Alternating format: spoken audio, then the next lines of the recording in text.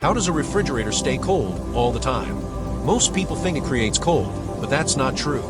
It actually removes heat from inside. Inside the fridge, a special fluid keeps moving through hidden tubes all the time.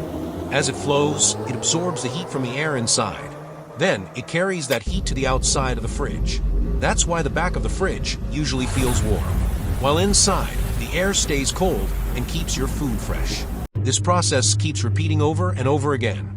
That's what keeps everything at a constant temperature. Simple science, but very powerful.